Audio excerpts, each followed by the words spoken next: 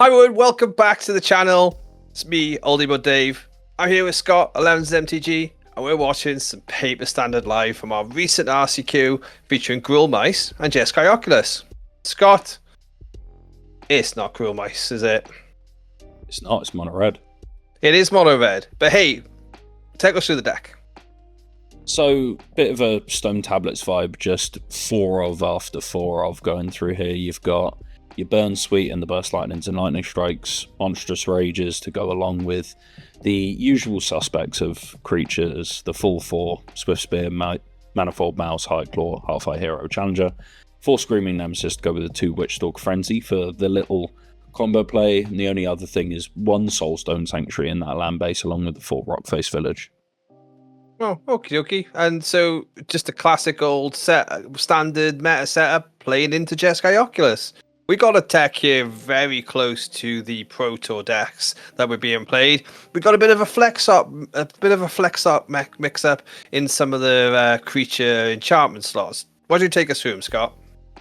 So no Bitter Reunions in this deck, which were getting quite popular in the deck at one time. We're actually seeing 3 Scrapwork Mutt here, so the same sort of vibe in terms of enabling the discard and having the enablers to make sure you can get the Oculus into the graveyard, but it's in the form of a creature that can beat down as opposed to a Bitter Reunion that only does something when you're doing other things at the same time.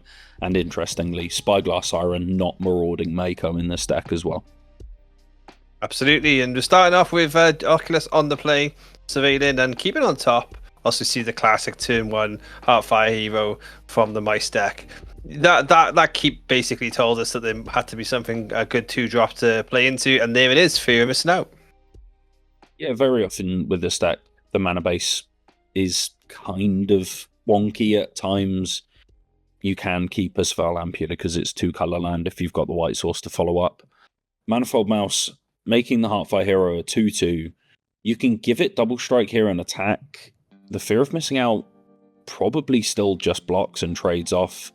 So that's a situation where, for example, Monstrous Rage would have been really good because it makes Heartfire Hero an X3. Manifold Mouse, only an X2, so it does just trade with the Fear of Missing Out. Yeah, you have to. I think you have to, when you get that 1 into 2, though, you have to take the get in with the team on the Heartfire Hero, don't you? That's like a really strong play. But a really nice follow-up from Oculus to be able to bring back the Helping Hand into the Scholar and get another Fear of Missing Out. That is a lot of engine for turn 3.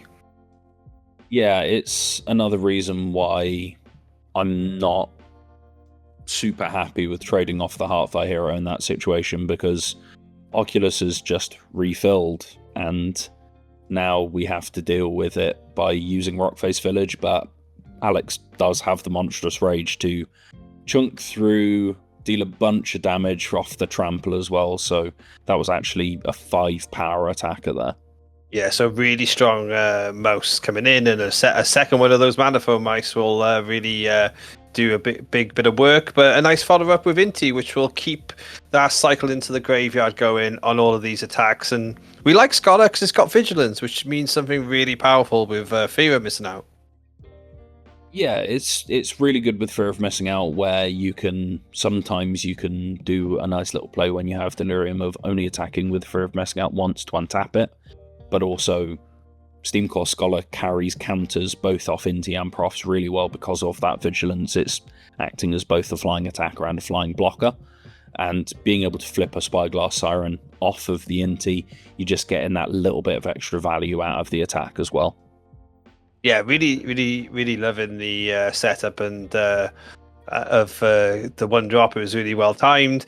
The Siren, you'll happily jump off because you've got your map to be able to either pump up Torch the Tower or go looking for some more resources. But there's an Oculus there in hand. That graveyard is quite full. I think we do have enough cards just about for the Oculus. If not, yeah, we see the attack, so that might just be the 6th card going in the graveyard for Jason. We'll wait and see. They may have wanted to to have had a little bit more selection as well on what they were getting rid of. There's more than 6 there, so it was, I think, more of a improving the outplay to then get the Oculus and be really well set up in this match. Yeah, it's a see what you hit sort of thing, isn't it? Where if you hit Torch and Tower there, you're cracking it off into the Manifold Mouse pretty swiftly by using the map. But a Bronner Oculus making the 2-2, so we're looking at a 5-5, a 4-4 Flying Vigilant, and 2 2-2s here. So one lonely Manifold Mouse on the other side. It's got a lot of work to do. Jason is down to 6, so within range, shall we say, for this red deck. But it could go one of two ways here. One missed block or a badly sequenced block here, with like you can sneak over the line, can't you? And that sometimes is the trickster move that you'll have to play in Alex's situation. Here is another Manifold Mouse, so we'll see another little token squeak out there because they did play it for the Offspring, which means there's a lot of double striking and trampling going on. Yeah, so the bigger mouse has the monster roll token on it, so that's already got trample. So we might be able to see a situation where you can line up double strike and trample on one of them, and then the other one just gets double strike because it's already got trample. One monstrous rage. Oh, that was a flip though. Yeah, that's good enough. When you're sending 16 in the air and you just have 15, you're gonna win the game. How do you win the game? By building great decks, and magic cards kept well is important. We all open them when we play these RCQs through packs on packs, and when you got bulk, where do you want to put them? In a bulk box. They are proud supporters of the channel, and they provide the best premium quality card storage available in the UK, and they also ship worldwide. Check out bulkbox.co.uk and use the code OldEmo10 for 10% off to be able to protect your Oculuses and your Spyglass Sirens and your Inties, so you can join an RCQ one day too here in Firestorm Games. As they are sideboarded, Scott, you're going into game 2 on the red deck side. Is it more the same, or do you need to adjust? It's a bit of more of the same, but just tuning. It's not a transformative sideboard that we often see out of these red decks. They do sometimes pack Sentinel and Nameless City if they're in green, or in Alex's case, 4 Sunspine Links, just in case the main's about. Wow. But 4 Ghost Vacuum is a lot of them. 2 Lithomantic Barrage I like as well. You can bring in Witchstalker Frenzy as well, just to have a bit more of that high damage interaction that can sweep away an Oculus. Burst Lightning, kind of smelly here. You're not killing that much. Killing an Inti with it's okay, but that's about it. Lightning Strike, it can kill a fear of missing out, but it is 2 mana. It's a little expensive to be trading up, and you might end up just cutting some creatures, playing a bit more of a longer game with Ghost Vacuums. I'm moving over to the Jeskai side. Me and Scott, we've both been playing this deck during the season, and I think the answer is bringing more removal. We have the Pyroclasms in the sideboard, the Filigreed side decks, and also the Brotherhood's End. You don't need to go fast because ultimately you will outvalue the red deck with some careful play patterns. Pyroclasm and Brotherhood's End for sure are where you want to be. Yeah, absolutely. But you need a quick start in this game if you're Alex, and that is a good start. Heartfire Hero on 1. You want to sort of like get back on the train, maybe get a turn 3, turn 4, run them over, because that can just sometimes be the problem with the Jeskai deck, is that you be a little bit slow and then suddenly not able to catch up. But Torch the Tower on 1, you do love to see it. Yeah, it's the bespoke answer to Heartfire Hero that exists in these decks, and Heartfire Hero is a lot of the reason why so many decks are playing Torch the Tower. Exiling it, getting rid of that death trigger is really useful. And you know what? You really love to follow up with a fear of missing out and putting an Oculus in the bin. I can't yet see Jason's hand enough, but that does feel like a dream start on the draw to be having your Oculus in the bin ready to go on turn 3. Alex is hesitating here, which makes me think there's no easy play. There's no easy just cast a spell, give my guy prowess, off we go. So both of them coming in. Big old Swifty is back in these decks, and I do like to see that. Monastery Swift Spear is is a little pet card favorite of mine, and just thinking about, well, I'm going to lose this card. Where do I maybe not lose it fully? This will force the pump, I guess, and that's the important thing. Is that you're not then pumping on the challenger, which means you're not getting the impulse draw.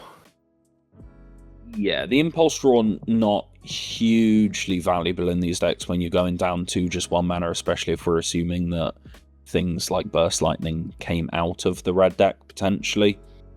But trample on a smaller creature is less value as well, so pretty heads up block from Jason there to block the Swift Spear, force the issue anyway, but not allowing it to be on the larger threat. But Helping Hand Oculus, Spyglass Siren, that's where we want to be.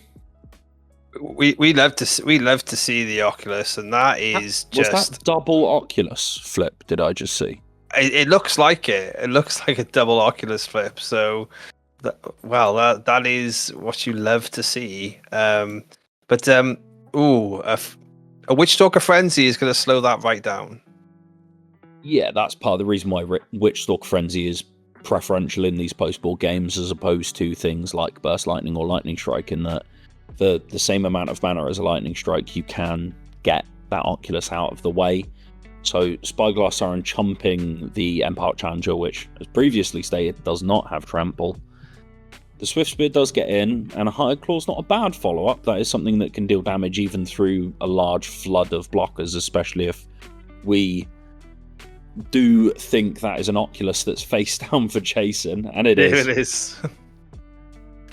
Once though you start going wide in this red deck though, and against Oculus, you start to win the war in respect of you can just go in with the team and pick your battles on the blockers, and facing down 8 life here and fully open mana, you got to think Alex has some ways to either pump the team or to make Jason lose, force a block with their biggest threat.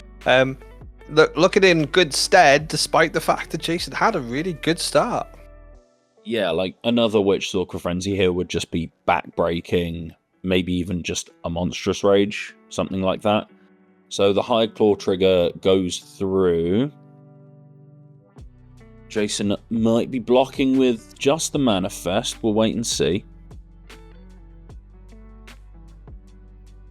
No, I think going for the Oculus on the Swift Spear, thinking they may get away with some chump or maybe not even losing the Oculus, but a Monstrous Rage there is going to be big. Yeah, so that's a 6 power challenger coming in now, so that would be 4 trample. 2 damage from the Hired Claw as well, so Jason will be going down to 1, even with Swift Spear just dying. So that Hired Claw's a lethal attacker next turn. Yeah, they would need to be able to torch the tower. Well, make a token and torch the tower. They do have a map though, so that isn't something they could remove. Double blue card as far as I could see in the hand there, which I guess they do have a draw available out of Fear of Missing Out to look for the torch the tower.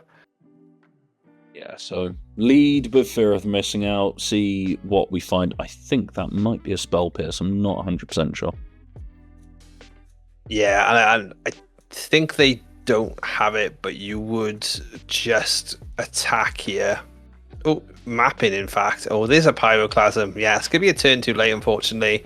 2 turns too late, I think. It would have been something that would have taken control of the game a couple of turns earlier.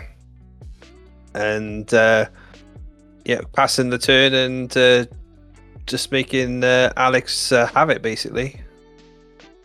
Yeah, just making Alex sweat a little bit. It's something that you do see in RCQs. In FNM, you just go, yeah, you got me, scoop it up.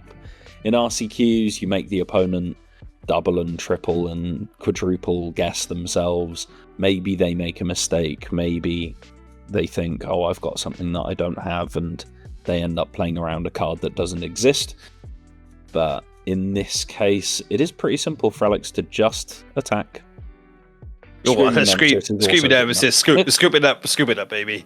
So Game 3 coming upon us, but these games wouldn't be possible if it wasn't for the store where we play all our games, Firestorm Games. One of the UK's biggest suppliers of gaming equipment, full stop. You can find a link in the description to be able to help out the channel. We get a little kickback off everything you buy, but they have some of the best prices in the UK for games, Warhammer, Magic, Lorcana, Pokemon, anything you want. Take a look at that, and thank you Firestorm Games for being our gracious hosts. And we wouldn't even practice these decks and know what we're talking about if it wasn't for Magic Online. Magic Online, thank you very much. The creator accounts and involvement in the creator program helps me and Scott know what happened, how all these cards work, and to know what we're talking about. If you want to join us on Magic Online, there's some codes on the screen right now for 120 play points to be able to use on your account for a free vintage league that are available as we speak. Joke's on you. I might be able to practice and know what the cards do, but that doesn't mean I know what I'm talking about. Absolutely. Absolutely. But there was very small sideboarding tweaks there going into game 3. I guess. Any guesses on what you think they would have done there on either side? It could be Brotherhood's End comes out on the play for Jeskai. Oh, that's a god turn 1 though. That is a pretty good start. Yeah, it might just be Brotherhood's End is a bit slow on the play. It would end up killing your own fear of missing outs more than killing your opponent's threats. That is no white mana though. No white source. So fear of missing out is in hand, which can help dig. Another Oculus can go to the bin here. There's a white source. There's the Inspiring Vantage, and I believe I also saw a scrap work mutt there as well to discard more cards. So if Jason manages to draw another Oculus, we can reanimate that one as well. But looking like Jason just kind of has it all at the minute. Yeah, and it's an interesting little bit of tech, isn't it? The scrapbook mutt, which was, we saw a bit of reunions in the Pro Tour. It's actually think about this trade here. This is actually a really good trade for hitting Delirium later. Like, you're almost like happy to like put the fear of missing out in, especially when you've got the Pyroclasm follow up. You've got a clean board to drop a 5/5, make a 2/2. Wow, this is one of those game 3s where it's just gone one-way traffic. Yeah, I think Alex actually missed a monster roll token on the Hired Claw there from the Monstrous Rage, so that Hired Claw shouldn't have died to the Pyroclasm, but I think with the follow-up being an Oculus along with the Pyroclasm, it's a little academic, especially with no play from Alex on this turn either. So I don't think it mattered in the grand scheme of things. The Hired Claw attack was telegraphing either nothing and you just pump it and they bounce off with the fear of missing out, or specifically a Monstrous Rage. So I think, as you said, that is a really good block from Jason where either way you're saving damage, but you're also, as you said, putting an enchantment and a creature into the graveyard, which can be useful for Delirium for the next fear of missing out. So at that point, I was also just giving Oracle tax, I believe, of Hired Claw. Using the laptop, but there was a follow-up into Prof's Eidetic Memory to just really keep this engine going. A big old 6/6 coming in, not attacking with a 2/2 though. So wondering if there's anything like spicy and interesting under there that he doesn't want to risk any kind of combat trick with. Yeah, it could just be that the Prof's pumping the Oculus up to a 6/6 is actually another really nice play. With one attacker, Witchstalk Frenzy costs 3, which, with Alex doing nothing, we can assume that it was probably a Witchstalk Frenzy that they were banking on. So growing that out of range means that it's dead in hand now. This Oculus is very unlikely to leave the battlefield at any point now and can just sit there accruing value every single turn. Yeah, and this is the scrapbook mutt, which again gets the two names when gone to the graveyard for the Delirium. Nice little inclusion, and I do rate it a lot. It was very well performing across this whole tournament. And a takedown from Jason. So Oculus, getting to the final there, consistent as ever though with the aggro decks Alex was. Do you think could have seen that playing out any other way, Scott, or was that just the heart of the cards? Bit of both, really, wasn't it? It was, in that case, Jason surveilled Oculus into the graveyard on turn 1. Didn't have a white source, but found it quite quickly. In another world, then Jason doesn't find that white source. The fear of missing out dies. We have to just sit there playing things like Scrapbook Mutts to try and keep churning through the deck and find something.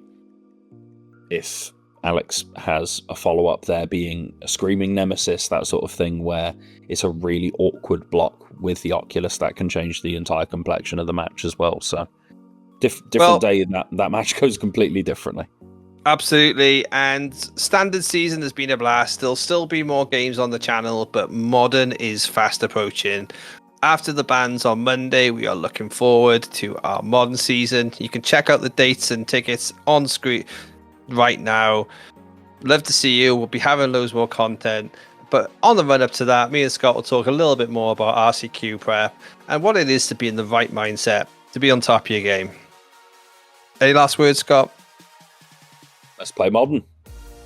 Let's play some modern. Bye for now.